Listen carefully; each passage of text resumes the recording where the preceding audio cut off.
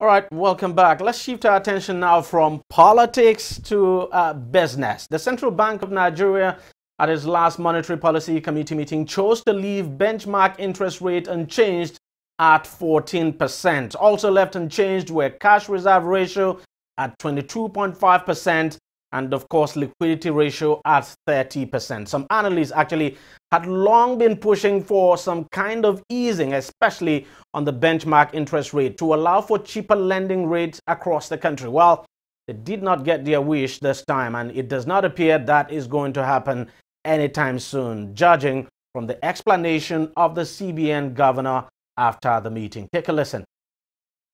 We know easing will inject liquidity into the system. We know it. But we are saying inflation at 18.8% when we started. Even today, inflation at 16.1% where we are right now as at June is still considered very high.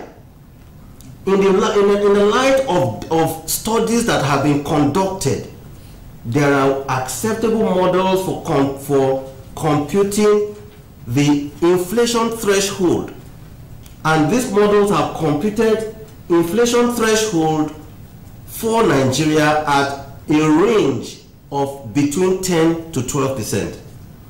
What that means is that when inflation rises is above 12%, no matter the action that you take to stimulate growth, it will retard growth.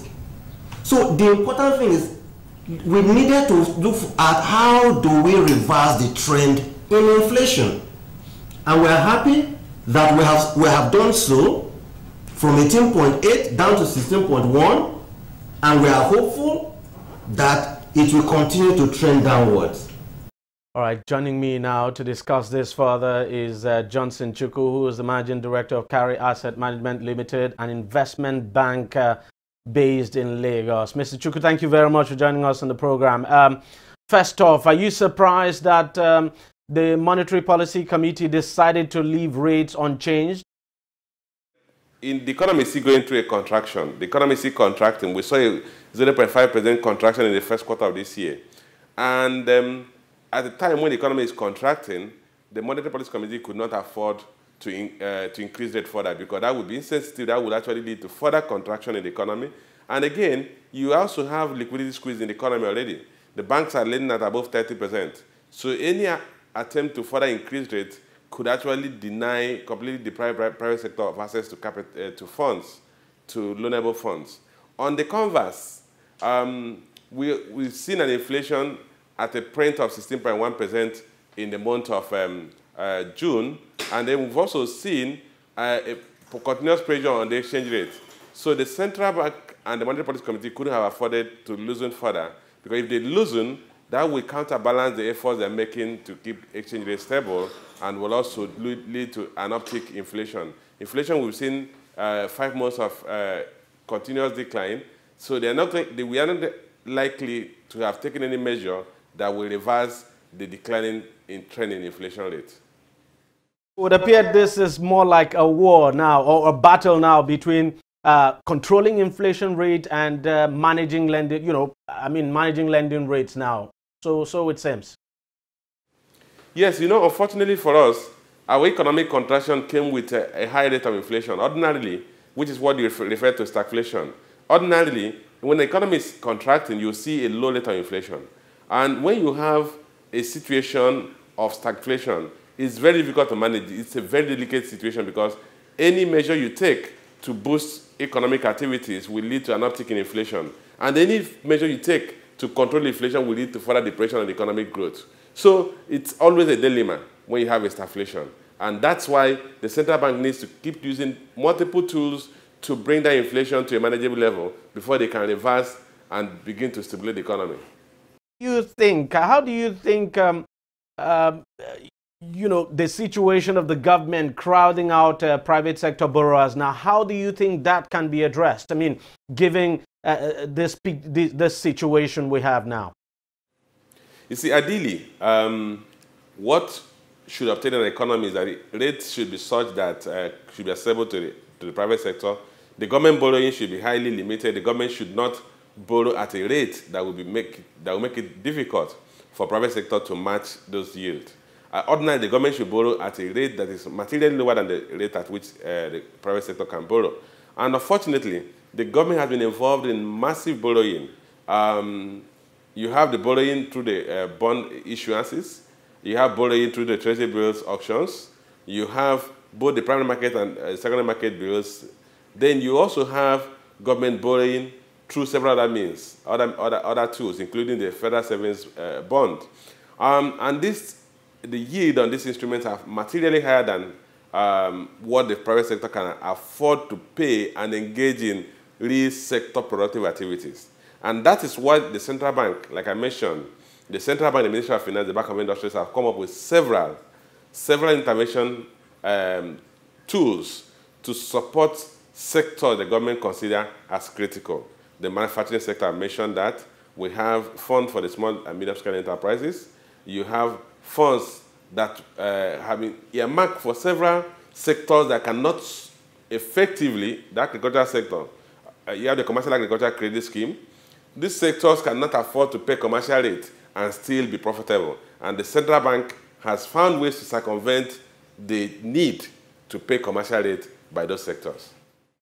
I mean, even with the monetary policy rate at 14%, some people would say, well, even if the banks were, we're going to mark up, as we always see, that you wouldn't expect them to go probably, say, beyond between 18 and 20%. But what we see is that, the banks most times lend at 30%. Sometimes some of them actually do beyond 30%. And of course, just before this MPC meeting, we had the central bank governor come out to say one of the reasons the banks actually lend at such higher rate is just because of the cost of their operations, that they have to factor all of that into the matrix before actually before deciding what rate they would lend at. Do you share that view? Well, yes, I share that view, but I can even extend it further. In determining the weighted average cost of funds, you have what we call the core WACC, core weighted average cost of funds, which is basically based on interest cost that the bank is paying to buy funds. That interest cost that the bank pays to buy funds is dependent on a number of factors. One of those factors is availability of funds. Today, there are minimal liquidity in the system, so the available funds to the banks is low, and therefore they have to pay higher yield, higher cost to be able to attract those funds. So you refer to that as core WACC, core weighted average cost of funds, which is just the direct cost associated with paying interest to buy the funds by the banks. Then you also have the overhead cost of running the bank's business, which is what the central bank governor was referring to. What we now call, in financial terms, the all-in weighted average cost of funds, which will factor the overhead of the bank. Today, the banks have to basically generate their own power. The banks have to generate their own security. The banks have to bear a lot of costs to remain in operation. Then when they add the cost of overhead to the core or direct cost of purchasing funds, they now have a cost that is materially higher than the direct cost of purchasing funds. And they have to recover all that cost and mark up to make some profit. But beyond that, the other factors you have to consider, and that is the supply and demand of credit. Today, the demand of credit in the economy is higher than the supply of loanable funds, because a lot of those funds have moved out from the vault of the banks to the vault of the central bank, either in form of treasury single accounts movement or in form of investment in treasury bills and other government debt instruments. So you have limited available funds that is pursuing a huge demand for credit. And where there's demand and supply in equilibrium, then the price will have to adjust to compensate for that. Today, the demand for credit is higher than the supply of loanable funds, and the price becomes the moderating factor. So you have to look at, do the banks have enough liquidity to meet the demand for credit? Two, at what price are they buying the funds, and what's the overhead cost? And these factors must come into play. Again, the other factor we have to recognize that in lending, a bank must lend above the risk-free rate of return. Today, the risk-free rate of return is in the neighborhood of 22% because the federal government is borrowing 364-day instrument discount instrument at 18.5%. If you factor in the effect of that discount, you have effective yield of about 22%.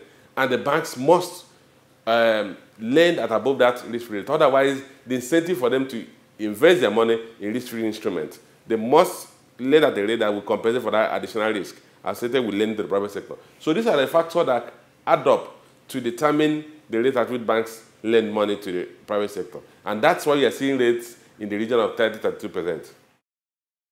In other words, we could say we are laying too much emphasis on this benchmark rate of 14%, because even if the rates were to drop, I mean, if the CBN had decided to say drop it to say somewhere around 13 or 12%, it still wouldn't make much of a difference now in terms of the going lending rates out there. Yes, the other factors, you see, the current monetary policy rate of 14% is more of a psychological rate because it has been trumped by several other rates.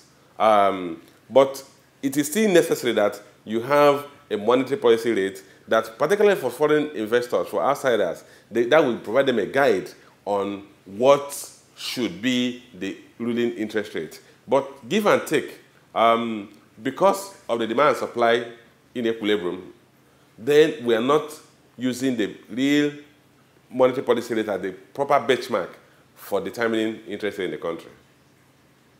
Do you see inflation rate dropping to as low as 12.9% this year? No, that might be difficult. Today, we are seeing inflation at 16.1%.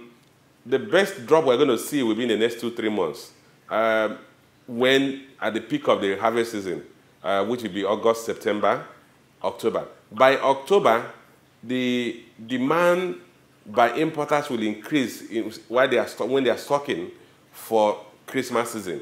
So you normally see an uptick in demand pressure, which will affect, one, the exchange rate, two, the general price level, and then you could have pressure on the FX, which could transmit to the general price level. And ordinarily, towards the tail end of the year, you're going to see an uptick in inflation. So the reversal, the decline we're witnessing should peak during this period, or during this harvest period, when the food inflation rate will moderate. If you remember, the inflation rate in the month of June, all items excluding food items, excluding farm items, came at 12.25%, whereas the inflation rate, food inflation, was at 19.9%. So the 16.1% we had in June was practically driven by food inflation. So the food inflation will moderate. So we're going to see a reasonable moderation in inflation rate, but I do not see a single-digit inflation rate this year. All right, Mr. Johnson Chukwu, thank you very much for joining us, and thank you for those wonderful explanations. We thank you very much for your contributions, as always. Well, that's it on the program. If you want to watch it again, it's simple. All you just need to do is go to our website, www.tv360nigeria.com. You'll see this video and lots more. You can also subscribe to our YouTube channel. The address is youtube.com/TV360Nigeria. You can also join us on Google+. It's at TV360 Nigeria, or like us on Facebook. The address is facebook.com/TV360 online. You can also follow us on Twitter. Our handle is at TV360 Nigeria. Thank you very much for watching. We'll see you again next week.